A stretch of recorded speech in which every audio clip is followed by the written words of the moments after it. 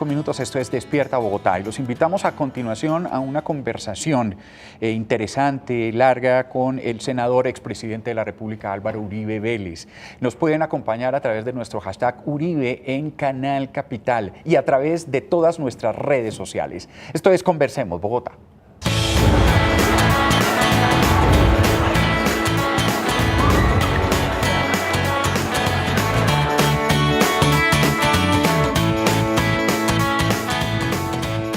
Bueno, la verdad es que tengo dos invitados, no solamente el senador y expresidente Álvaro Uribe Vélez, a quien saludo en este momento. Senador, ¿cómo está? Muchas gracias, Mauricio, a usted, a Yesida, al canal, al programa, a todos sus colaboradores y mi saludo a los televidentes. Bueno, no me diga que me despreció el cafecito porque se trajo uno suyo. No, usted tiene más ahí, está muy bueno.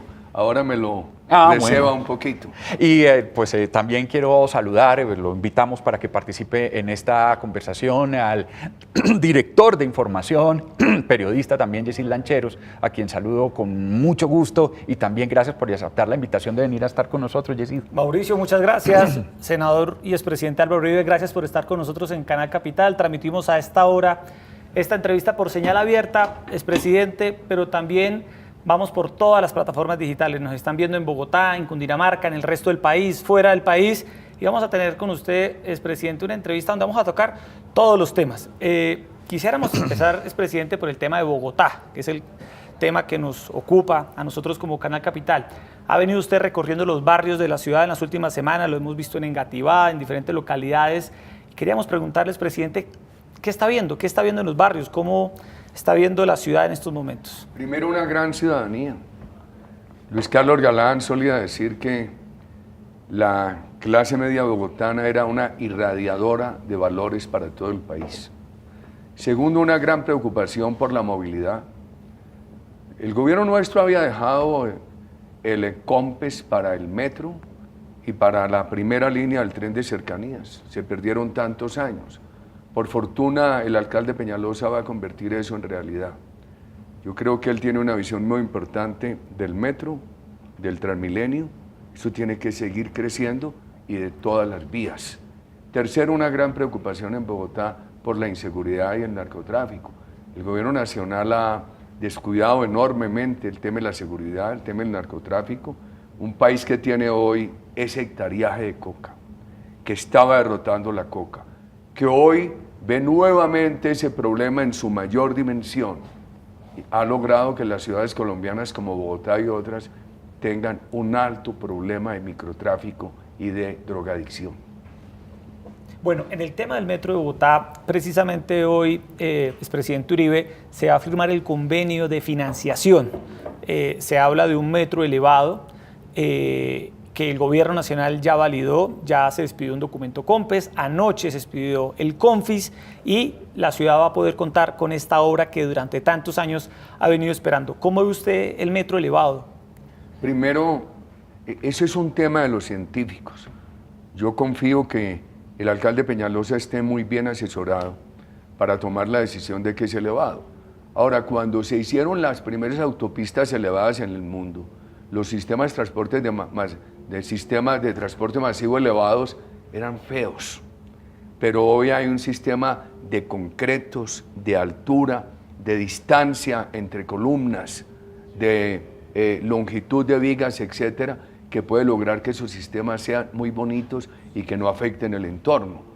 El otro tema es que lo que sí es un hecho notorio, estas semanas que hemos visto esas granizadas en la ciudad, las inundaciones, lo ponen a pensar a uno y dice, siquiera el alcalde Peñalosa cambió la orientación y el metro será elevado.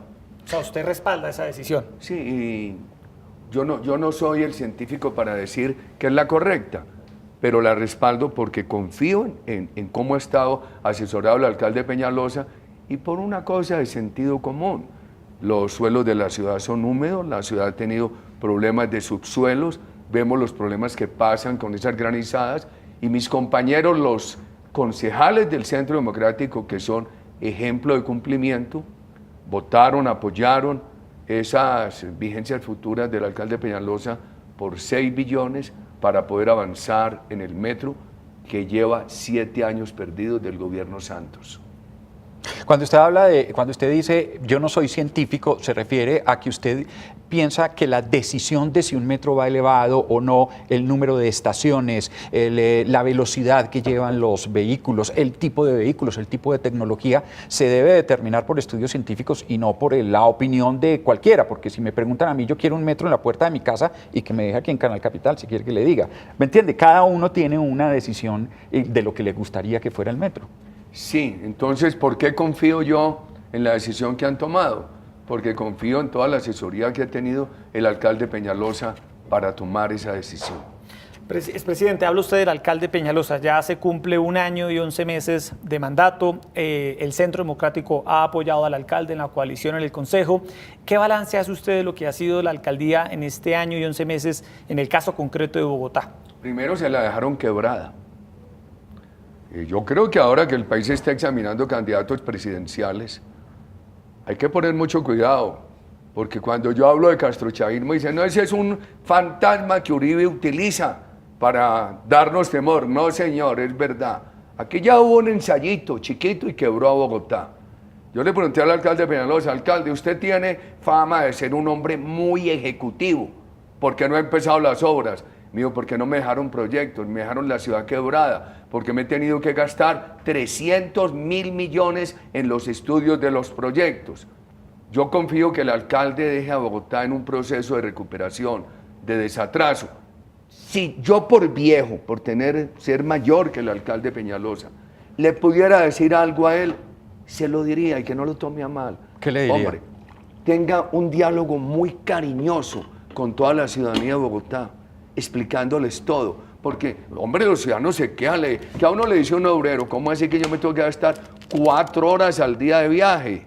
Entonces yo no tengo tiempo para el deporte ni para la familia. Entonces eso causa irritación con el alcalde Peñalosa.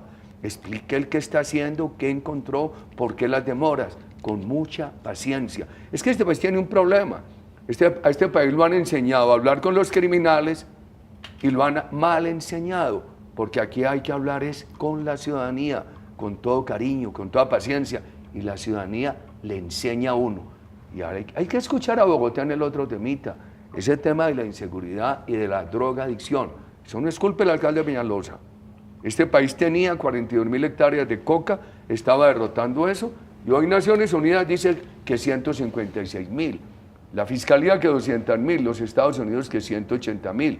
La economía lícita decayendo, empresas asfixiadas, trabajadores asfixiados. El país paró la generación de empleo de calidad y la coca y la minería ilegal subiendo. Eso necesita un cambio de rumbo en la administración presidencial de Colombia. Bueno, hablaba usted ahora, expresidente Uribe, sobre el tema de la drogadicción. Uno de los hechos más importantes de la gestión de la alcaldía en este año y 11 meses ha sido precisamente el desmantelamiento de lo que era considerado, Mauricio, la peor olla del narcotráfico en Colombia, que era el Bronx. ¿Usted cómo vio ese operativo que se hizo en esa zona del centro de la ciudad, expresidente? Toda acción contra el narcotráfico a mí me parece correcta. Lo que pasa es que aquí se necesita el gobierno nacional. El alcalde Peñalosa o algún alcalde de Colombia solo frente a eso no puede. Yo quisiera ver un presidente de Colombia cada semana con la policía o 2 veces por la semana, no ocasionalmente en época electoral, sino permanentemente interviniendo con la policía y con el ejército las casas de vicio y demoliéndolas. Se necesita un presidente de Colombia con toda la autoridad para decir acabo con el narcotráfico, quiera o no FARC. Por ejemplo, Tumaco. Yo ya Tumaco con 5.000 hectáreas de coca había bajado de 15.000. Está otra vez entre 15 y 20.000. Nosotros hicimos allá autoridad, extradición, pero política social. Teníamos 3.000 familias guardabosques, las familias en acción. Teníamos 106.000 millones para el hospital, multiplicamos por 10 el SENA. Aquí, todo eso lo abandonaron allá. Y mire el problemita de coca que tiene Tumaco. Y hoy, los criminales del narcotráfico, con las armas de la FARC, oponiéndose a la destrucción de la coca en Colombia. Presidente, usted hablaba ahora de un trabajo social. Hace unos segundos hablábamos con una mujer que tuvo la desgracia de caer en la trampa del Bronx, Kelly Johanna Reina, si no estoy mal. Ella nos decía cómo ella necesitaba el apoyo de la empresa privada. ¿Cómo ve usted o qué pide usted o qué se imagina usted del apoyo de la empresa privada a personas, por ejemplo, que cayeron en la droga o a personas que quieren reintegrarse a la sociedad? Y en esto también involucro a quienes han participado en ese proceso de paz. Mauricio, la pregunta de hoy es muy compleja y bastante densa. Primero, drogadicto. Al drogadicto hay que rehabilitarlo. Cárcel para el drogadicto no, rehabilitación. Segundo, sanciones administrativas. Si un drogadicto que no asuma un programa de rehabilitación, no lo metan a la cárcel, pero quiten la licencia de conducción o no le ayuden con la beca universitaria. Sanciones administrativas. El narcotraficante, cárcel. Guerrillero de base. Nosotros somos, así como nosotros decimos, elección de Timochenko y de aquellos responsables de delitos atroces, no, también decimos, el guerrillero de base no responsable de delitos atroces, toda la posibilidad de reinserción. La empresa privada asfixiada. ¿Quién va a ser empresa privada en Colombia con impuestos entre el 66 y el 72%? Nosotros proponemos, baje los impuestos. Pero si usted los baja hoy, la empresa dice, ay, si me los suben mañana. Entonces no te generan inversión ni empleo. Baja impuestos. Segundo, déles estabilidad. Tercero, la clase media. Hombre, la clase media está muy asfixiada. Empiece porque los prediales en Colombia son confiscatorios. Nosotros decimos, dele al predial un congelamiento relativo.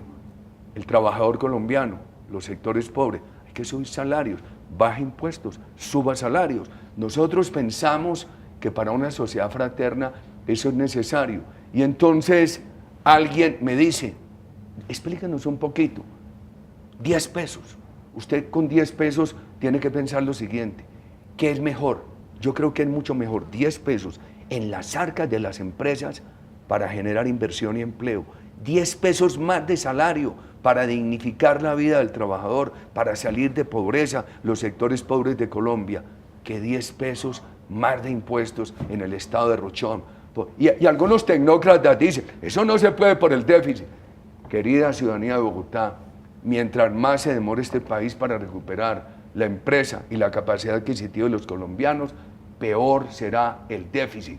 Avancemos rapidito para poder evitar que esto se siga postrando. Yo estuve en Cúcuta el sábado y me vine muy triste. Veo unas áreas del país que se están postrando tanto que pueden llegar a un nivel de postración de Venezuela. Y ese día la ciudadanía va a decir, ay, entonces ¿para qué la democracia en Colombia? ¿Cuál es la diferencia? Y pueden escoger las peores opciones. Aquí hay que recuperar las empresas y recuperar a los trabajadores. Expresidente Uribe, a esta hora somos tendencia en Twitter con el hashtag Uribe en Canal Capital. Muchas personas están dejando sus comentarios, sus preguntas. Y expresidente, volviendo un poco al tema de Bogotá, quisiera preguntarle por el tema de la revocatoria. En estos momentos el alcalde Enrique Peñalosa enfrenta un proceso de revocatoria que ha venido siendo impulsado por diferentes sectores políticos, entre ellos el exalcalde Gustavo Petro, sectores del Polo Democrático, pero también sectores de diferentes partidos políticos. ¿Usted qué postura tiene frente a la revocatoria? Y aprovecho también para preguntarle sobre cómo ve la oposición al alcalde Enrique Peñalosa. ¿Quiere más café? Hombre, sí, le agradezco mucho, Mauricio, está muy bueno. ¿Usted es cafetero? No mucho, porque usted sabe que yo vivo en turbulencia.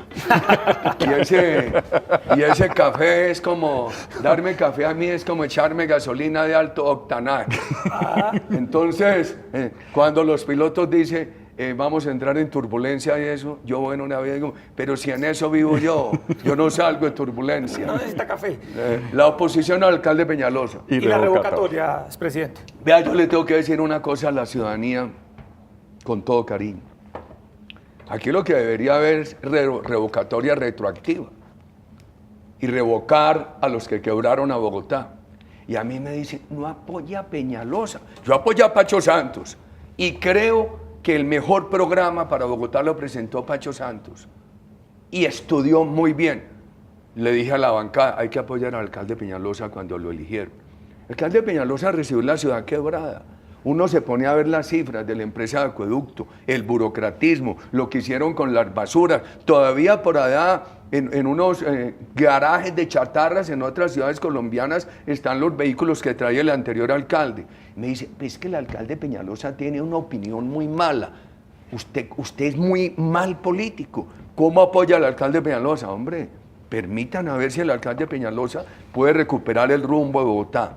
Yo sí creo que la ciudad que tiene suficientes motivos para estar irritada con la administración, que la ciudad, un obrero que pierde 4 horas al día sin poder ver a la familia, sin hacer deporte, sin poder estudiar, por estar montado en un bus, tiene que estar irritado, o aquel que le llega una enorme cuenta predial. Nosotros proponemos un congelamiento parcial del predial. ¿Qué necesita? Hombre, yo creo que el alcalde Peñalosa tiene que intensificar el contacto con los ciudadanos, con cariño. Yo le digo a los candidatos del Centro Democrático, mire, aquí hay que hacer firme contra la corrupción, firme contra los bandidos, cariñoso con la ciudadanía, humilde. Les digo, el político con la ciudadanía tiene que ser cariñoso y humilde hasta en el caminado. Yo, si fuera el alcalde de Peñalosa, me lanzaría en un gran diálogo con toda la ciudadanía de Bogotá. Le digo, hombre, no me revoquen. Denme el chance de recuperar la ciudad y explicaría cómo la quiere recuperar. Y a mí me dice, usted habla en favor del alcalde Peñalosa si tiene un 80% negativo. Yo confío que el alcalde Peñalosa sea capaz de recuperar la ciudad. Es decir, ¿no le gusta la revocatoria? No, no me gusta. Y a los bogotanos que me han apoyado y que puedan estar en desacuerdo conmigo, les digo que me entiendan esto. Pero es que yo he vivido jugado en la vida. A mí no me gusta asumir posiciones políticas por oportunismo. Yo he vivido jugado en la vida. Ayer me decía, no, es que Uribe está en contra de la JEP porque la JEP lo va a meter a la cárcel. Olvídense de mí, yo vivo jugado. Que haga la JEP lo que quiera conmigo. Yo he procedido honradamente. Estoy en contra porque va a crear un grave problema en este país. Vamos a terminar con la guerrilla impune en la política, con la plata en el narcotráfico, apoyada por los fusiles de los disidentes, y los militares en la cárcel, o con un reconocimiento masivo de delitos no cometidos. La oposición al alcalde, el papel, por ejemplo, del exalcalde Gustavo Petro, que ha sido uno de sus principales contradictores, presidente. No, yo creo sinceramente que aquí no podemos mirar. Yo le digo, he dicho en la localidad de Bogotá, hombre, yo comprendo la angustia de Bogotá. Comprendo la angustia de Bogotá. Pero uno no puede mirar la foto, sino la película. Vea, el doctor Antana en Mocos ha sido contradictor mío, pero ese señor hizo muy buena alcaldía de Bogotá. Una de las primeras decisiones que yo tomé como presidente en el 2002 fue entregarle casi $1.000 millones a Bogotá para que avanzara en el Transmilenio. Hizo con Peñalosa y después el doctor Antana en Mocos, la ciudadanía muy bien. A uno le decían en el mundo, qué lujo de alcaldes de Bogotá. Creo que se perdieron 3 administraciones. Por eso aquí debería haber revocatoria retroactiva. Bueno, ya que habla usted del tema de Transmilenio, otro proyecto, expresidente Uribe, además del metro de Bogotá, es la construcción de una troncal de Transmilenio por la carrera séptima. Usted sabe, presidente, que el tema de la carrera séptima en una ciudad como Bogotá es un tema muy sensible. Se trata de la principal vía de la ciudad, todos tenemos que ver con la carrera séptima, y se ha hablado de la construcción de una troncal de Transmilenio por ese corredor. ¿Respalda usted ese proyecto? Yo no me atrevo en ese proyecto a decir sí o no. Estoy en una especie de zona gris. Alguna vez yo de manera estudiaba por ahí en la Universidad de Oxford y puse a una profesora contra la pared y me dijo de una manera muy inglesa, no, todo no se puede poner blanco o negro, hay zonas grises. Uno oye tanta cosa sobre la séptima. Lo que sí yo digo es lo siguiente, si definitivamente van a hacer la troncal de Transmilenio por la séptima, van a tener un problema de opinión. Porque en ese proceso de construcción va a haber tanto inconveniente que la ciudadanía se va a irritar más. Van a necesitar darle a la ciudadanía, con la reorientación de las reglas de tránsito, de las vías, etcétera, van a necesitar darle alternativas a la ciudadanía y una gran pedagogía. Por ejemplo, cuando yo le pregunto mucho a Pacho Santos, porque él es tan estudioso de Bogotá, y yo a él le toco cariño y toda la confianza, y él está muy preocupado de que hagan la troncal de la séptima. Pero a mí me parece que hay una cosa buena. Es mejor discutir obras porque se quieren hacer que estar reclamándole a una administración que no es capaz de hacer obras. Me llama la atención usted hablando de la opinión. Usted que muchas veces dice, la opinión no me importa, yo hago las cosas, ¿no? Finalmente. No, a mí sí me importa la opinión. Lo que pasa es que no he vivido en las encuestas. Ya. Yo recuerdo una cosa que decía Ronald Reagan. el liderazgo político muchas veces tiene que nadar contra la corriente. A nosotros nos tocó solitos emprender la lucha contra el plebiscito. O sea, no, es que ese Uribe es paraco, militarista, extrema derecha, mentiroso. Y vea cómo resultamos, vea cómo resultamos. Todo lo que dijimos nosotros, nosotros no dijimos lo que dijimos por adivinar, sino porque leímos cuidadosamente los acuerdos. Decíamos, es que van a poder elegir a Timochenko y a los responsables del delito atroz. Mentiras, mentiras los del no, es mentiras de ese paraco de Uribe. Es que no van a ir un día a la cárcel, no, es que es mentira esa gente que es de ultraderecha, etc. Mire, todo resultó verdad. No porque nosotros seamos adivinos, sino porque habíamos estudiado juiciosamente los acuerdos. Y cuando ganó el no, sin arrogancia, humildemente dijimos, no estamos en contra de la paz. Sí. Queremos modificación a los acuerdos. Bueno, expresidente, ya arranca usted con los temas nacionales, vamos a cambiar de tema, vamos a hablar ahora de política ¿No me deja nacional? Preguntarle por Pacho Santos? Bueno, preguntémosle porque veo que usted todavía tiene obviamente muy en el corazón a Pacho Santos y lo quisiera ver de alcalde de Bogotá. ¿Le gusta esa propuesta? ¿Ya lo quiere proyectar de próximo alcalde de Bogotá? Pues hombre, ojalá Bogotá lo eligiera algún día, porque Pacho Santos es un hombre muy buena persona, es un hombre espontáneo y muy estudioso. La verdad es que por ahí, hoy todo lo que uno hace en la vida pública queda filmado, sí. Queda por ahí en los videos. Si ustedes revisaran esos videos de esos debates, verán que Pacho Santos presentó un gran programa para la ciudad. O sea, ¿le gusta a él? ¿Le gusta? Claro, y les confieso a ustedes, le tengo aprecio y cariño. Bueno, sí. Presidente, empecemos, Mauricio, ahora con los temas nacionales. Se ha corrido, se ha vuelto muy famosa la frase, el que diga Uribe. Como candidato del Centro Democrático de cara a las elecciones del próximo año, presidente. Denos una chiva aquí en este programa de Canal Capital, en Despierta Bogotá, y anticípenos cuál va a ser el que usted va a decir. Jessy, a mí me tocó pelear mucho contra el marxismo-leninismo en mi época de universidad. Ustedes están muy jóvenes. Yo tengo 65 años y 3 nietecitos. Y estudié mucho el marxismo-leninismo. De las pocas cosas que me gustaron, fueron 2, una de Lenin que decía, la legislación tiene que ser tan sencilla que todo el mundo la entienda. Yo, por ejemplo, creo que Colombia no necesita reglas políticas, sino honorabilidad en el desempeño de la política, ahora que está de moda. Un gobierno que pasó estimulando la corrupción, con mermelada, Odebrecht, etcétera, etcétera, y ahora quiere una reforma política en la hora nona. O sea, no más reglas políticas, menos reglas políticas y honorabilidad total. Y otra cosa que me gustó a mí fue Mao Zedong, que decía el tratamiento correcto de las contradicciones en el seno del pueblo. Muchos dicen, es que Uribe es peleador, contestatario, controversial. Sí, todo eso es verdad, pero al interior del partido yo procuro manejar los temas con mucha paciencia, con mucha delicadeza. Ahí hay 5 candidatos extraordinarios, firmes, que pueden ser una solución a muchos problemas de Colombia, a la corrupción, una solución al estado derrochón, una solución para que este país pueda tener una gran economía privada, una gran confianza de inversión con soluciones sociales. En este momento están ellos sentados definiendo la regla para escoger el candidato. Les dije, me voy para Canal Capital, el problema no es el que escoja Uribe, el problema es la regla que ustedes escojan. Turbay decía que la mejor regla es la que se dan los propios candidatos. Pero usted debe tener alguno en su corazón. A ver, Iván Duque. A todos. Pero uno ocupa. A todos, ¿sabe por qué? Iván Duque, María del Rosario Guerra. Porque es que ahí puede haber presidentes para varios periodos. Ramos. Allá le dije a Paloma, le dije un regaño con todo cariño. Le dije, tú puedes ser la primera o la segunda mujer presidenta en Colombia.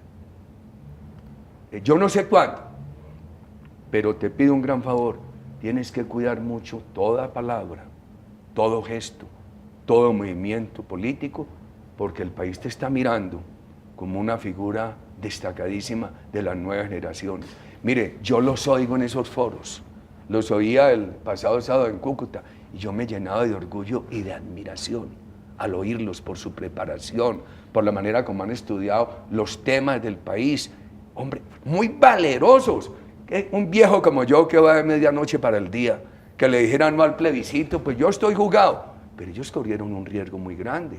Imagine un político joven decirle no al plebiscito y exponerse a que les dijeran, a ellos les dijeron, usted le dicen mal plebiscito, se les acabó la carrera política, los van a enterrar. Yo creo que fue una prueba de valor civil de ellos. Por todo eso los admiro. ¿Usted en esos 5 candidatos incluye a Luis Alfredo Ramos? El doctor Luis Alfredo Ramos, con gran patriotismo, ha dicho que él entra una vez se dé la sentencia que se espera sea absolutoria y Dios quiera que así sea. Bueno, también se habla, expresidente, de una posible alianza o una posible cercanía suya, primera, segunda vuelta, con el exvicepresidente Germán Vargas Lleras. ¿Cómo ve usted al exvicepresidente Germán Vargas Lleras? ¿Habría posibilidad de una alianza con él? Jessy, me dijiste que me ibas a preguntar temas, yo creí que me ibas a preguntar de deporte, creí que me ibas a preguntar de poesía. También, Peri Vera. Ahora le preguntamos que tengo que es la muerte de Fabio Echeverri. Ahora le preguntamos sobre caballos. No deje de preguntarme Fabio Echeverri, No. Fabio Echeverri es un ejemplo para las nuevas generaciones. Mientras yo hacía la campaña, él era el gerente de la campaña, con toda la rectitud, un ejemplo de rectitud. Vamos a la del doctor Vargas Lleras. Déjenme empezar por Marta Lucía Ramírez. Sí. Mire, lo que nosotros hemos dicho es, y esto está hablado y lo reitero hoy, esto está hablado con el expresidente Pastrana.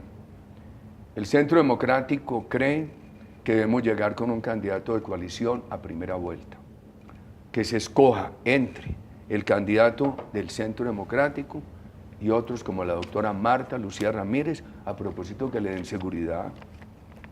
Lo que le pasó a ella es grave, que las fuerzas militares le den seguridad a quien fue su ministra, el doctor Alejandro Ordóñez. Una coalición a quienes necesitamos, víctimas de FARC, grupos cristianos, laicos católicos, sectores independientes, empresarios, trabajadores, la base de los partidos, la base de la U, el uno, el otro, el de más allá. El doctor Vargas Lleras. Usted me pone un tema muy difícil, le voy a contestar con toda franqueza.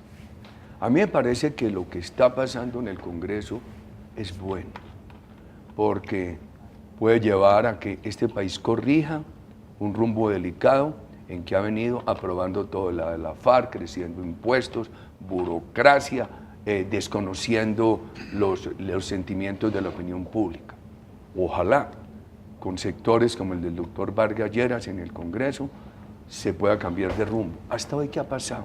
La gente le decía a uno, pero es que el doctor Vargas Lleras y la bancada apoyó todo lo de este gobierno. Entonces hay una dificultad. Entonces, ¿qué tenemos nosotros definida? Nosotros tenemos definida la coalición que le acabo de mencionar. Y me parece sí que el país tiene que prepararse para un gobierno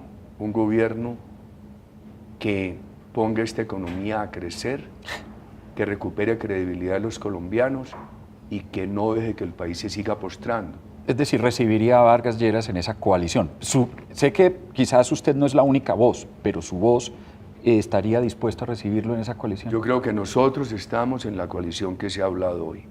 De ese tamaño es, y yo no puedo salirme de esa coalición, empeñé mi palabra. Yo lo que sí deseo es que el doctor Vargas Lleras, que apoyó todo lo de este gobierno y que es un hombre inteligente, haga una gran rectificación, porque el país está en un problema delicado. Dice el gobierno, no, eso que dice Uribe de castrochavismo, ¿acaso Santos es Chávez? No, pero le abrió el caminito, le pavimentó la vía. Cuando uno va a Cúcuta, yo decía en Cúcuta la semana pasada, oyendo, la economía quebrada, la gente en esa situación de desespero, el catatumbo en poder del narcotráfico, de la FARC, del ELN, disidentes, bandas criminales, etc. Y yo decía, ay, se aterran porque yo hablo del peligro de que Colombia llegue al nivel de postración de Venezuela, al nivel del castrochavismo. Entonces, eso sí hay que evitarlo, pero ¿sabe cómo se evita? Aquí va a haber que hacer unos cambios de los acuerdos de La Habana, no eliminarlos, porque como están, no es que nosotros queramos hacer trizas los acuerdos, no, simplemente modificarlos. El problema es que lo que hay va a ser trizas con la democracia colombiana. Si el pueblo colombiano no siente que llega un gobierno que genere credibilidad, gobierno que sea capaz de recuperar la economía, el tejido social, hablar sinceramente, a mí me dicen las víctimas, es que Santos nos creó muchas expectativas y no se ha incumplido. ¿Qué haría un gobierno del Centro Democrático? yo les he dicho, recibiría un país quebrado, tiene que hablar con ustedes permanentemente para definir un cronograma de cumplimiento, así sea más extendido en el tiempo, pero creíble. Lo mismo me dicen los profesores, lo mismo los transportadores.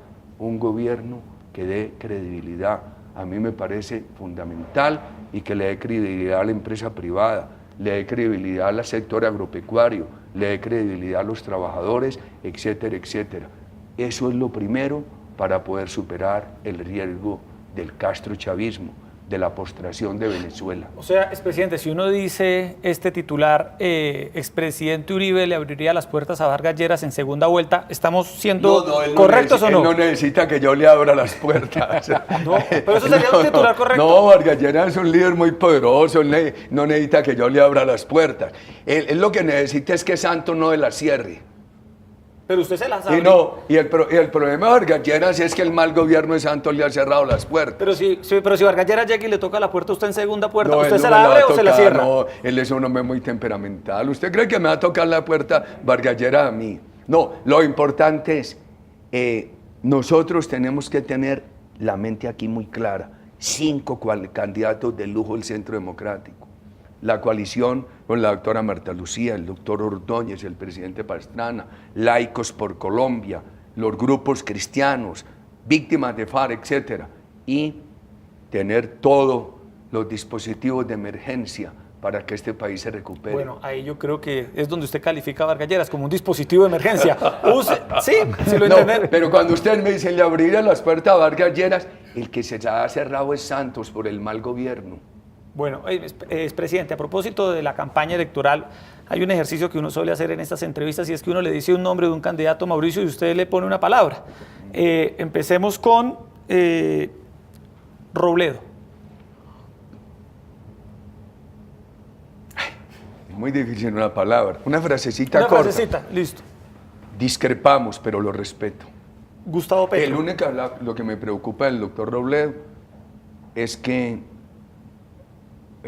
yo creo que Colombia necesita no la empresa privada chiquitica, sino a todas, pequeñas, medianas y grandes. Vale. Gustavo Petro. Abstención. Ahí sí me pidió una sola palabra, le cumplí. O sea, vale. Claudia López. Siguiente pregunta. Abstención. Siguiente pregunta, Porque señor lo que le he dicho a Claudia López se lo he tenido que decir cara a cara en el Senado. Aquí como no está, simplemente le digo abstención. Vale. Sergio Fajardo. Tengo que hacerle un poquito de rodeo. Para derrotar la corrupción no se necesita entregarle el país a la FARC. Entregarle el país a la FARC es una gran corrupción. Y uno no puede pensar que los buenos están aquí y los malos allá. Y en esto hay que tener definiciones. Las indefiniciones le crean mucho riesgo al país. Alejandro Ordóñez. El doctor Alejandro Ordóñez es un hombre firme en estos temas que se vienen hablando. Marta Lucía Ramírez. También. Oscar Iván Zuluaga. Inteligentísimo, experimentado. Tengo que hacerle un poquito de editorial. El fiscal dice que tiene probado que esa plata extra la pagó Odebrecht al publicista, pero no a través de la campaña de Oscar Iván. Es importante. Y hay otro punto importante ahí. Yo no conozco una prueba que diga hoy que si hubieran pagado ese dinero, si lo hubieran pagado, fue con el consentimiento de Oscar Iván. A mí me parece muy importante que eso todo quede claro. ¿Sabe por qué? Porque a mí me parecería muy grave en el presente o en el futuro que se prescindiera de un líder como Oscar Iván, a quien le robaron las elecciones del 2014. Imagínense, hombre, pongan todas las controversias sobre mí, mis limitaciones, mis defectos. El país en el 2010 iba mejorando, en inversión, en seguridad, en política social. Aquí había una gran controversia política sobre mí y un gran acuerdo de que el país iba bien. Decía, Uribe, ¿cómo le van a perpetuar? Uribe es paraco, que Uribe, que los falsos positivos, que una cosa, que la yidis política. Un gran debate sobre mí, pero había una gran aceptación nacional a que el país iba bien, en seguridad, en inversión, en política social, íbamos mejorando. Óscar Iván Zuluaga ha entendido muy bien eso. Ojalá todo esto se resuelva por el presente y el futuro. Bueno, y nos falta el último, Vargas Lleras. Vargas Lleras, ya le dije, yo no entiendo por qué un hombre tan inteligente como Vargas Lleras permitió que un mal gobierno de Santos le creara tantas dificultades políticas. Tatiana Cabello. Tatiana, el partido tiene que cumplir el deber. Yo he dicho siempre, uno se equivoca cuando no denuncia oportunamente. En el gobierno mío, cuando nosotros denunciamos corrupción, la opinión pública nos aprobó. Cuando la denunciaba la oposición y nosotros nos poníamos a la defensiva y no aceptábamos que había que investigar algo, nos castigaba la opinión pública. El partido hizo lo correcto. Hay unas quejas, pidió una investigación a la Fiscalía, de corazón deseo que ella puede explicar. Bueno, Procurador General de la Nación, el doctor Carrillo. Hombre, yo lo apoyé mucho cuando él era un niño. A mí me tocó un debate en el Congreso de la República en defensa del entonces ministro Carrillo. Yo dije, ustedes, yo no, un joven como Carrillo, bien intencionado, buena persona, no es el responsable de la fuga de Pablo Escobar. Yo estuve 3 meses en el Congreso defendiéndolo. Yo lo aprecio mucho. Yo diría, procurador, no te dejes tentar por las mentiritas que nos han metido del acuerdo de la FARC. Procurador, no te dejes tentar por unos politiqueros. El señor Fiscal General de la Nación, Néstor Humberto Martínez. Mire, mi hermano está preso, espero que mi hermano pueda desvirtuar todo. Yo digo de corazón lo siguiente, mi hermano lo he conocido como hijo, hermano, esposo, estudioso, trabajador, no tiene alma ni patrimonio para ser paramilitar. Dejo eso a un lado. Yo creo que el fiscal ha sido un fiscal valeroso y honesto. Es que Montealegre y su vicefiscal vivían haciendo tretas. Yo espero que este fiscal le recupere prestigio a la Fiscalía. Expresidente, ahora que usted hablaba de Odebrecht, hoy El País de Madrid trae una noticia exclusiva. El exviceministro de Transporte de su gobierno, Gabriel García Morales, se ha comprobado que recibió un soborno de 6,5 millones de dólares. La policía de Andorra certificó eso. Le pregunto porque era un funcionario de su gobierno, expresidente, y quisiéramos conocer su respuesta frente a los sobornos de Odebrecht a funcionarios que trabajaron en su gobierno. No, a ver. Primero, yo he defendido unos exministros que están en la cárcel por persecución política. Yo anuncié la corrupción de la Corte, de un sector, y en ese momento dijeron, no, Uribe lo que quiere es perseguir a la Corte. Y eso lo tapaban porque lo que se quería era hacer oposición a nosotros. He defendido unos exministros que están presos por una autoincriminación de una criminal y porque hay unas grabaciones de la Corte donde los magistrados, algunos dicen, a estos hay que condenarlos, no en derecho, sino en política, porque hay que tumbar a Uribe. Eso es muy grave. Corruptos, no defiendo. Gabriel García, hombre, qué tristeza. Mi ministro Andrés Uriel era un hombre totalmente honorable. Yo creo, nosotros, ¿sabe quién nos asesoró para la Ruta del Sol? La Corporación Financiera Internacional del Banco Mundial. ¿Qué corrupción iba a haber allí? ¿Y cómo es que Gabriel García recibe un soborno? Desde que eso lo anunciaron, yo dije, me duele mucho, muy grave, lo tienen que condenar. Y le quiero decir lo siguiente, de lo nuevo, si ese soborno lo pagaron a través de una cuenta de Andorra, eso prueba que en el caso de Óscar Iván Zuluaga no hay soborno, porque Óscar Iván Zuluaga, primero no está probado que en el caso de Óscar Iván Zuluaga, él o la campaña o David, su hijo, hayan dado el consentimiento a un eventual pago extra que le hizo Odebrecht al publicista, que además trabajaba para Odebrecht. Pero el pago, según el fiscal, llegó a una cuenta de Panamá. Y termino lo de Gabriel García con lo siguiente. Yo no nombré a Gabriel García por recomendación política. Lo nombré por recomendación de la Cámara de Comercio de Cartagena. Tenían razón. Él es graduado nada más ni nada menos que en la Universidad de los Andes, con una maestría en la Universidad Mason de Estados Unidos. Y se tenía toda la confianza en él, porque su familia es una familia de muy buenas costumbres, de muy buena reputación moral en la ciudad de Cartagena. Mejor dicho, a mí me da vergüenza con el país y tristeza que eso hubiera ocurrido. Por esto, se los digo, pónganme a mí todos los defectos y limitaciones. Yo he manejado en mi carrera política con honorabilidad, escrupulosamente y con austeridad los dineros del Estado.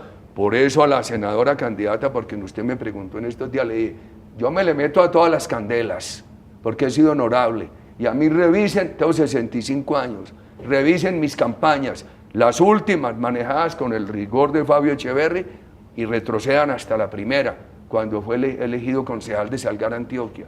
A mí me han elegido en un trabajo político honrado, sin mentiras, con dineros que no han excedido topes, con dineros austeros y además de fuente honorable. Yo voy a cambiar de tema y le voy a hablar de la posibilidad que fue ventilada incluso por una revista de circulación nacional, la revista Semana, y ayer el gobierno estaba hablando de la posibilidad de decretar la conmoción interior ante el ausentismo que se presentó en el Senado o las dificultades que nombra el gobierno para la aprobación de la JEP. ¿Qué piensa usted de la posibilidad de esa figura de conmoción interior? Bueno, y si quiere le doy más tintico o agüita saborizada. No, deje que, porque deje es que no me vaya a pasar de octonaje. Para que pueda responder el presidente y soltar todas las chivas. Pero no paso de octonaje con tintico con esa pregunta.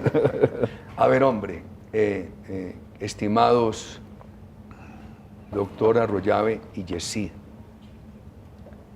nada me sorprende. Cuando él no ganó el plebiscito, yo llamé al presidente Santos, le pedí una cita y nos fuimos a decirle, hagan una reforma a los acuerdos, no pudimos. Entonces un día me dijo Pacho Santos, el gobierno tiene previsto lo siguiente, no van a hacer un acuerdo con ustedes, no hacen modificaciones de fondo, van a sustituir el plebiscito por una proposición del Congreso. Yo dije, eso no puede ser. Entonces van a burlar el veredicto popular por una proposición del Congreso. Yo dije, hombre, yo me juego mi tarjeta profesional de abogado. Me dijo, pierde, el gobierno lo va a hacer. Y lo hicieron. Yo nunca lo habría pensado. Y lo más triste es que la Corte Constitucional les avaló eso. Entonces, este gobierno es capaz de hacer cualquier cosa. Este gobierno no tiene escrúpulos, este gobierno no tiene límites. Entonces, a mí ya no me extraña que sean capaces de incorporar la JEP por la vía de la conmoción. Muy grave, esto es violación de la democracia tras violación de la democracia, y se ponen bravos cuando uno les dice castrochavistas. Yo creo que Chávez no habría sido capaz de hacer lo que ha hecho este gobierno en violación de la democracia. Chávez sembró las basecitas, pero este gobierno es capaz de ir más allá, entre otras cosas porque es que Chávez generaba pánico, y en este gobierno parecen muy blanquitos y muy puritos, y dicen que no son chavistas, y aparecen muy delicaditos, porque Chávez era también bruscote, ¿no? Estos tienen muy buenos modales, pero detrás de esos buenos modales le hacen todas las trampas a la democracia. Ayer me preguntaba un dirigente conservador, ¿y qué hacemos sin la JEP? Nada. Los integrantes de la FARC desmovilizados no necesitan la JEP para la amnistía, ni para la rehabilitación. Y aquellos que están incursos en delitos atroces, con la legislación anterior, les pueden mantener levantadas las órdenes de captura y buscar una legislación que les dé penas razonables. Entonces aquí no hay afán de JEP. Aquí lo que el gobierno tiene es afán de consumar este engaño al país. Sobre este tema de las FARC, presidente, muchos sectores señalan, es que el Centro Democrático quiere asustar a los ciudadanos. Ustedes han escuchado estas críticas.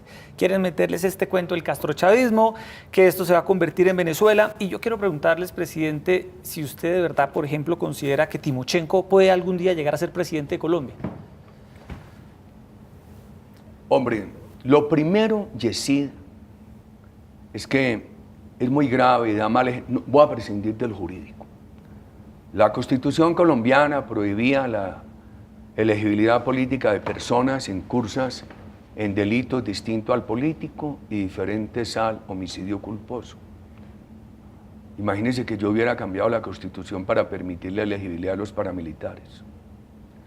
Y me parece que se crea un pésimo precedente al permitir la elegibilidad de personas responsables de delitos atroces. Eso da un mal ejemplo. Entonces hoy crean una banda criminal o expanden una que hay. O como dice hoy la OEA, el ELN está más agresivo que lo que podrían estar las disidencias de FARC. O lo que dicen, no, es que ya hay 1.100 de la FARC nuevamente en el frente oriental. O los 14 grupos disidentes suman 2.000. ¿Cómo nos extraña eso? El mal ejemplo de la impunidad total es partera de nuevas violencias. A mí me preocupa mucho eso. Segundo, el decreto ley 903 le permite a la FARC hacer política con plata del narcotráfico. Tercero, tienen un grupo armado, un brazo armado del grupo político, que son las disidencias. Todo eso es grave para el país y genera mal ejemplo. Entonces, ¿ahora qué va a pasar con el ELN? ¿Usted cree que el ELN va a transigir por menos curules y menos posibilidades que FARC? En el derecho internacional hay un principio que se llama la cláusula del mar favorable. El ELN va a decir, a mí me tienen que dar mínimo todo lo favorable que le han dado a FARC, y después van a exigir eso cuantas bandas criminales se creen en el país. Y verá dentro de unos años el doctor de la calle, Juan Manuel Santos, etcétera, diciendo que hay que hacer lo mismo con los disidentes de FARC. Esto nos va llevando de peor en peor. Por eso me desacuerdo ahora. Digamos que no elijan a Timochenko. Si no se modifican los acuerdos, la FARC gana perdiendo. Porque van a gobernar aquí 12 años, así sea a través de interpuesta persona. Y eso afecta seriamente a la economía y la institucionalidad democrática. ¿Quién va a derrotar el narcotráfico aquí si para erradicar si no se puede fumigar porque la FARC no deja? Y ahí mismo van a sacar los acuerdos y van a decir que están en el texto constitucional como norma que es referente para los próximos 12 años, para los próximos 3 gobiernos. ¿Quién va a erradicar manualmente con la FARC detrás, ya sin uniforme, pero blandiendo armas, como lo hemos visto en el Cauca, asesinando, hiriendo personas, quemando tractomulas, etcétera, para defender a los cocaleros? Muy difícil. Y aquí el problema no es solamente Timochenko, sino todos los aliados. Pero, expresidente, ¿qué hacer entonces? Porque también algunos sectores señalan, bueno, el Centro Democrático, el expresidente Uribe impulsó el no, ganaron con el plebiscito en las urnas, en Francalit, pero parece ser que se están oponiendo a todo, que quieren hacer el acuerdo Trizas. Usted ha escuchado esa famosa frase. Entonces, ¿qué hacer, expresidente? El país necesita superar esta guerra. Ya te lo decía. El país necesita superar el conflicto. El país necesita vivir en reconciliación. Todos creo que estamos de acuerdo en ello. Y en medio de esa negociación se plantearon temas de participación política de la guerrilla, se planteó un modelo de justicia transicional, siguiendo ejemplos de otros países y demás. Entonces, el tema es que muchos sectores se preguntan, expresidente Uribe, ¿qué hacer entonces para pasar la página del conflicto armado en Colombia? Perdóname, Yesid, yo creo que a los jóvenes como a ti los están engañando, diciendo que esto pasa esa página. Si tú miras lo que hay en materia de narcotráfico, disidentes FARC, ELN, bandas criminales, la situación está peor. Uno va al norte de Santander, la situación del Catotumbo es desastrosa. En Córdoba dicen, aquí están todos los ganaderos extorsionados, lo mismo en Arauca. Anda al Cauca y anda a Nariño. Mira las invasiones en el Cauca, mira el bloqueo de las carreteras, el bloqueo de la ciudad de Popayán y la FARC detrás con sus armas largas que supuestamente habían entregado. ¿Qué hacer? El país necesita recuperar la seguridad, derrotar el narcotráfico, quiera o no quiera FARC. Es decir, ejercicio de la fuerza. De la autoridad. Porque lo que nosotros hicimos en Tumaco, que bajó el hectareaje de 15.000 a 5.000 hectáreas de coca, fue autoridad, no fuerza. Autoridad, allí había la fuerza legítima del Estado y las políticas sociales. Allí el gobierno nuestro instaló las familias guardabosques, impulsó el cacao, avanzó mucho en políticas sociales de sustitución de cultivos, pero había una autoridad. Aquí se derrota el narcotráfico. O sea, cero negociación y solución militar. No, señor, no me malinterpretes. Lo nuestro permitió la desmovilización de 18.000 guerrilleros y de 35.000 paramilitares. Entonces vamos al punto de la impunidad. Recuerda que a mí me decían, pero es que Uribe cómo le da apenas 5 o 8 años de cárcel a los paramilitares. Eso es muy poquito. Y hasta razón tenían mis críticos. Pero hoy son los mismos que dicen que la FARC no debe ir un día a la cárcel. Y una Y le voy a dar a usted 2 ejemplos de cómo quisimos contribuir al acuerdo nacional. Dijimos, bueno, no los lleven a la cárcel, por lo menos a una colonia agrícola, y ni eso aceptó el gobierno. Nosotros acaso pedimos que los tenían que llevar 40, 50 años a la cárcel. Nosotros aceptábamos una pena reducida y que no fuera en un establecimiento carcelario, que fuera en una colonia agrícola. En cuanto a la elegibilidad que dijimos, mire, en España el año pasado tuvo una experiencia muy importante. España es una de las democracias que conocemos que por excepción permite que los responsables de delitos atroces sean elegidos. Pero oiga lo que dijo la Corte de España. Oiga, Yesid, la Corte de España dijo el año pasado, en el caso de Arnaldo Otegi, que quería ser presidente del País Vasco, sí, está bien que a este señor lo puedan elegir cuando acaba de cumplir la pena. El señor había salido de la cárcel, pero estaba todavía en una libertad condicional. Digo, la libertad condicional es tiempo de pena. Lo dijo España, que es un país que permite la elegibilidad de terroristas. La mayoría de las democracias occidentales no lo permiten. Yo no estoy de acuerdo con la elegibilidad de personas responsables de delitos de lesa humanidad. Dejemos aparte los estatutos jurídicos como la Corte Penal Internacional. Miremos el tema de la ética y el ejemplo. ¿Sabe qué aceptamos nosotros y el gobierno no quiso? Bueno, hombre, nosotros no estamos de acuerdo, pero en aras de un entendimiento nacional, que a esos señores, si los van a elegir, que los elijan después de haber tenido una justicia seria y una pena razonable. Y ni eso aceptó el gobierno. O sea, que nosotros, queridos amigos, no somos una mula atravesada. Nosotros buscamos un gran acuerdo nacional. Nosotros, ¿qué hemos dicho? ¿Por qué igualan a las Fuerzas Armadas de Colombia con el terrorismo? Lleven a los militares a la justicia penal militar con beneficios. Porque le voy a dar a usted, es que esto lo hemos estudiado mucho y uno equivocado acertadamente ha procedido con argumentos. Usted lleva a la JEP, un guerrillero, primero la composición de la JEP, como la composición de la Comisión de la Verdad, es de mucha gente afecta a FARC. Todos lo van a juzgar sus amigos. Segundo, la JEP ordena que si confiesan un delito no van a la cárcel. Entonces va a decir la FARC, no, ¿usted cree que ellos se van a negar a confesar que hicieron lo del Cruz Nogal? Si era su actividad, era en lo que ellos estaban, violar la ley, lleva un militar. El militar le dan el mismo tratamiento, el militar tiene que aceptar que él hizo lo que no debía hacer. La FARC acepta que ellos delinquieron porque era en lo que estaban. Al militar le van a decir, si usted acepta, no va a la cárcel. Entonces un militar tiene que aceptar un delito, aún en el evento de no cometerlo. Y muchos lo van a aceptar, ¿sabe por qué? Porque el militar queda ante este dilema. Bueno, si acepto aquí no voy a la cárcel. Si no acepto, me expongo a través de la investigación y del juicio a que me absuelvan o a 20 años de cárcel. Y eso va a llevar a Colombia a que se diga, no, aquí lo que había era un Estado violador de derechos humanos, cuando nuestras Fuerzas Armadas han sido honorables. Miren lo que pasó en el Congreso, para que la opinión juzgue. Sacaron una reforma constitucional con una prohibición del paramilitarismo. Nosotros dijimos, ¿ahí es que ha estado permitido? ¿Quién lo ha permitido? Lo van a prohibir lo prohibido. Y les dijimos, de muy buena fe, hombre, si ustedes van a reiterar la prohibición del paramilitarismo, reiteren también la prohibición de las guerrillas, de bandas criminales, etc.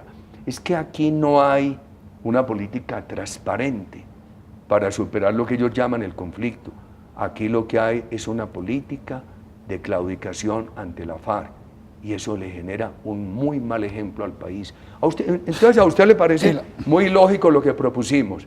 Hombre, ya que van a reiterar la prohibición del paramilitarismo, reiteren también la prohibición de la guerrilla, las bandas criminales. Cuando hay algunas personas como Víctor del Río, el general Rito Alejo, disculpen, Rito Alejo del Río, su exministro de Salud, Sabas Pretel, que quieren o han hablado de la posibilidad de pertenecer, lo mismo que Andrés Felipe Arias, de pertenecer a la JEP, de acogerse a la JEP. ¿Usted qué piensa? Pienso lo siguiente, primero yo no estoy de acuerdo con la JEP, pero respeto la decisión de ellos, porque ellos han sido injustamente condenados. Y entiendo la angustia humana por estar presos injustamente.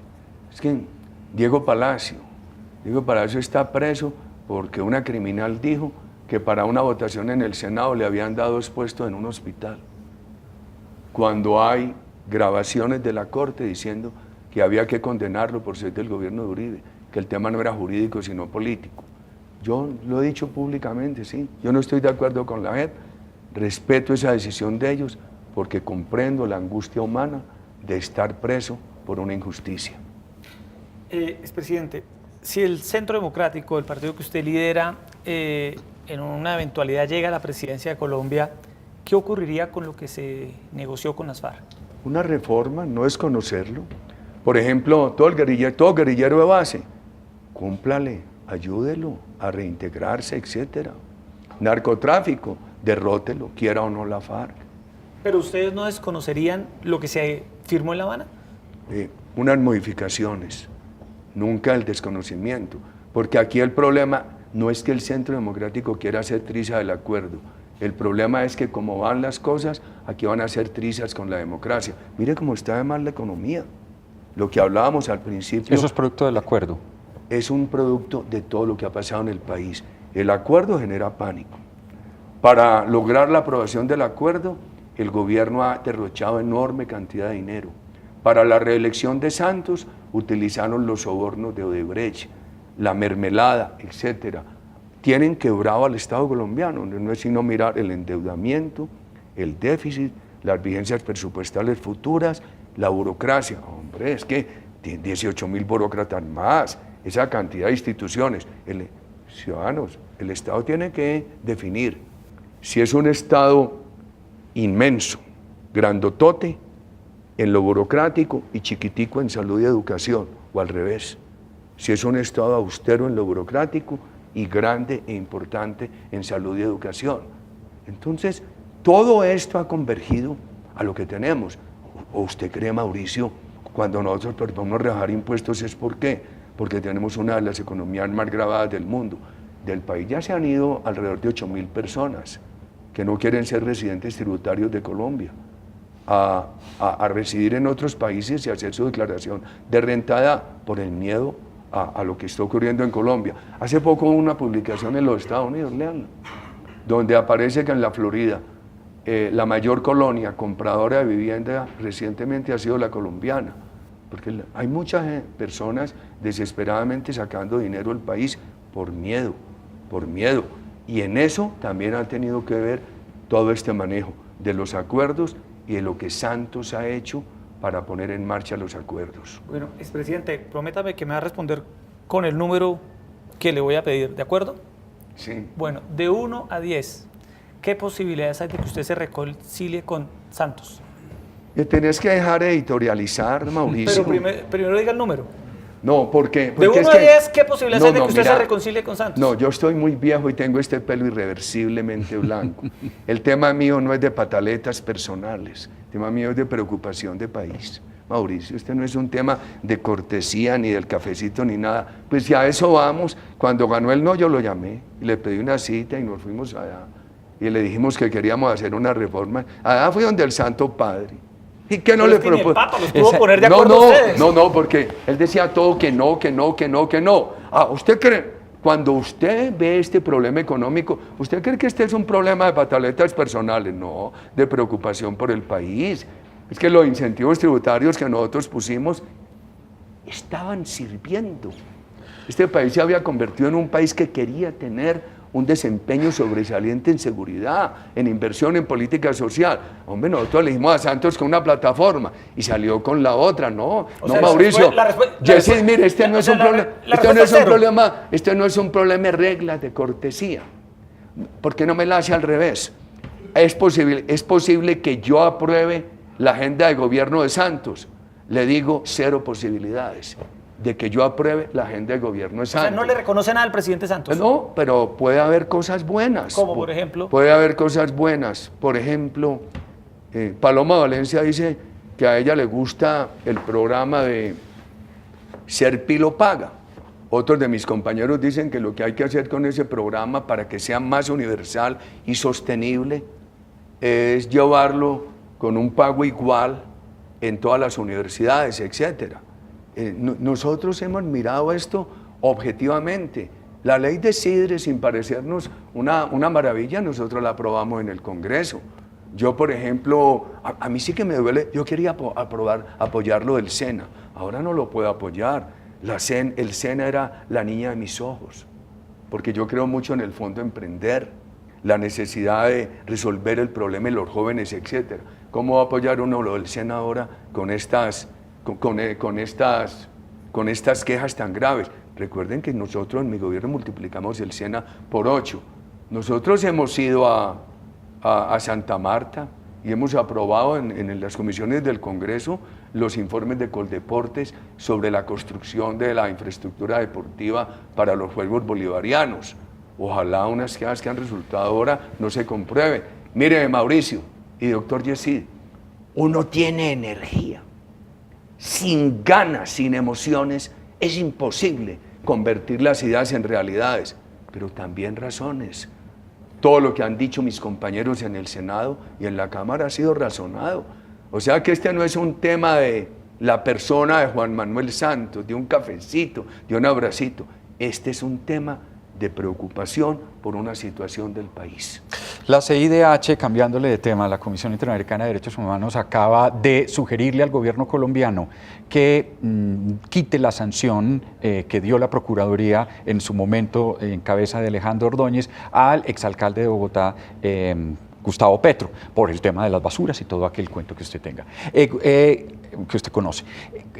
Alejandro Ordóñez en una serie de twitters ha calificado a la CIDH como un ejercicio de izquierda, como de la izquierda internacional, y ha atacado a la CIDH y dice que no está de acuerdo con esa presencia de organismos internacionales en el gobierno. ¿Cómo es su relación con eso, con sugerencias de la CIDH, con la participación de organismos internacionales?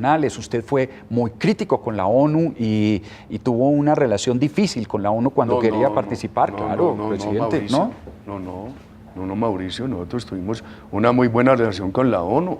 Más aún, cuando yo era gobernador de Antioquia, nosotros pedimos que cuando se nombró en el gobierno, creo que fue el gobierno de Samper. No quería pues que la ONU No, que vinieron, no, al contrario, nosotros pedimos que hubiera esa presencia. Y cuando yo llegué a la presidencia de la República, de inmediato renové ese acuerdo, de inmediato lo hicimos. Ahora hemos tenido unas diferencias con la ONU sobre la apreciación que ellos tienen de los acuerdos del gobierno Santos con la FARC. Primero, prescindir de los organismos internacionales, no. Segundo, discrepar de ellos, sí. Tercero, lo que acaba de decir la Comisión Interamericana. La Comisión Interamericana no está absolviendo a Gustavo Petro. La Comisión Interamericana no está diciendo que Gustavo Petro obró bien. Eso que quede muy claro a los televidentes. Ahí no están diciendo, no, es mentira que ese señor quebró a Bogotá. Es mentira que ese señor violó la ley adjudicando discrecionalmente temas de basuras y comprando equipos. Es mentira que ese señor quebró el acueducto con toda esa burocracia. Eso no lo está diciendo la Comisión. La Comisión está diciendo que de acuerdo con las normas internacionales, la restricción de acceso de permanencia en la función pública debe darse solamente por decisiones de los jueces penales. Es muy importante. Eso lo dice un convenio internacional. Pero también hay lo siguiente. Hay un principio del derecho internacional que dice que se respeta el margen nacional de apreciación. Y aquí desde hace mucho rato, en la Constitución colombiana, se le permite a lo que se llama el juez administrativo disciplinario tomar esas decisiones sobre los funcionarios. Que quede claro 3 cosas. 1, nosotros 4. Estamos de acuerdo con la presencia de los organismos internacionales en el país. Segundo, el país tiene derecho a opinar, a discrepar de ellos. Tercero, a que no están absolviendo a Gustavo Petro del mal manejo. Aquí están diciendo, por ese mal manejo no lo pueden privar de su permanencia en la función pública. Y yo creo que Colombia tiene el derecho a mantener en su Constitución esa norma, porque Colombia puede válidamente, en términos jurídicos, discrepar de la Comisión, ya que hay un principio del derecho internacional que permite el margen nacional de apreciación. Bueno, expresidente Uribe, se nos empieza a acabar el tiempo. Unas preguntas finales sobre su futuro. ¿Va a encabezar la lista al Senado? Hombre, yo no sé. Mire, primero, yo estoy en un momento de la vida que quiero, en lugar de alimentar vanidades personales, creo que le sirvo más a estas ideas. Y yo quiero a la patria, yo la quiero, impulsando nuevos líderes. Por eso mi entusiasmo con esos 5 candidatos a la presidencia, que son muy jóvenes, dijo, pero muy valerosos, que son muy jóvenes, pero muy preparados, que son muy jóvenes, pero de una hoja de vida impecable, impecable. Yo quiero eso. Segundo, nosotros para el Senado y la Cámara necesitamos una lista muy buena. Creo que la bancada del Centro Democrático ha sido cumplida, honorable, sin mermelada, sin corrupción. Si yo debo entrar a esa lista, que entre. Yo les he dicho, hombre, si va a ser cerrada, pónganme 25. Porque hay que aprender también, hay que dar ejemplo de correr riesgos. O sea, que le digo, Alberto Lleras en ese primer y único libro de sus memorias decía que escribía ese libro cuando ya las vanidades no existían. Porque la vida seria, sabiamente se encarga de marchitarla. La verdad es que yo me veo en esa pantalla con este pelo irreversiblemente blanco. Y digo, hombre, ¿ya para qué vanidades? ¿Ya para qué? O sea, está pensando, pero creeríamos que no en un retiro, no. La verdad es que mientras tenga un poquito de octonaje en la turbulencia, retiro no, porque yo, más que haber aspirado a la presidencia de la República, yo aspiro a una visión de país, que en aquel momento la reflejaban los 3 huevitos: la seguridad con valores democráticos, la inversión y la política social, de la mano. A Chávez le dije un día, si tu política social es buena, no la acabes eliminando la empresa privada. Necesita las dos. Y me dijo, no necesita porque hay petróleo. Hay que hacer un socialismo con petróleo. Decía él, no te basta. Los brasileños a principios de los 60 fracasaron. Crecía mucho la economía y no había políticas sociales. Yo creo que hay que llevar de la mano una economía privada vigorosa y políticas sociales. Una visión de patria que quiero seguir luchando por ella. Más que impulsar mis vanidades personales, Colombia me ha dado todas las oportunidades. Yo quiero impulsar nuevos liderazgos. Expresidente, ¿cuándo se sabe el candidato del Centro Democrático? ¿Qué fecha finalmente? Están en este momento los 5 precandidatos discutiendo el tema. ¿Es en noviembre? Y ha habido un tema, Yesid, que es el siguiente. El doctor Luis Alfredo Ramos está pendiente de una sentencia. Y ya le expliqué el caso de un compatriota ilustre, que es el doctor Oscar Iván Zuluaga. O sea, eso se podría llegar a demorar un poco más. Vamos a ver qué dicen los propios candidatos. No hay mejor regla que la que se den los propios candidatos. Bueno, expresidente, un candidato, Mauricio, que no le preguntamos y para finalizar queríamos también preguntarle, Humberto de la Calle. Hombre, el doctor Humberto de la Calle es de muy buenos modales. No es agresivo en el discurso. Pero por ahí se metió en el 2014, a mi juicio ilegalmente, a apoyar la reelección de Santos. Salía toda hora una publicidad en televisión prácticamente amenazándonos que si no elegía a Santos no había paz y el país iba a acabar. Y dijo que si él no ganaba, los acuerdos no existían. Y enseguida sirvió de ideólogo con Santos para desconocer el plebiscito y llevarlo a una proposición del Congreso. Entonces, no lo juzgo por la persona.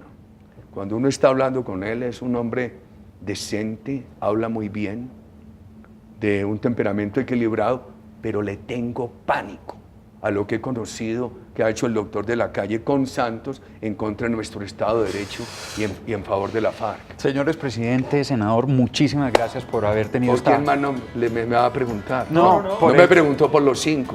Por los 5, bueno, pero es que usted no puede hacer ninguna jerarquía. Usted dice que todos están en su corazón, Sí. pero No, debe claro haber que le alguno. preguntamos que Iván todos- Duque. siquiera regresó al país extraordinario, estudioso, de lujo, impecable, su honestidad como la de todos. Paloma Valencia, cuando les dan 12 minutos para hablar, echa 10 minutos de tesis razonables y 2 minutos huracanados. O sea que tiene la tesis y la emoción. María del Rosario Guerra, íntegra, estudiosa. Yo creo que en el Senado de la República es difícil encontrar una persona tan estudiosa como ella. Carlos Holmes, la decencia en la política. Rafael Nieto, qué bueno tener un hombre de la preparación de Nieto recorriendo el país con las banderas del Centro Democrático. Bueno, pues muy bien, haya hecho... Me dio esa ñapita. Claro, así cerramos la entrevista, expresidente Uribe. Gracias. A ustedes muchas gracias. Gracias por estar acá en el canal Capital, Y expresidente. a los televidentes muchas gracias. A ustedes muchísimas gracias por acompañarnos. Sigan en sintonía de Canal Capital. Mañana, muy a las 6 de la mañana, nos vemos para decirles Despierta Bogotá. Muchísimas gracias.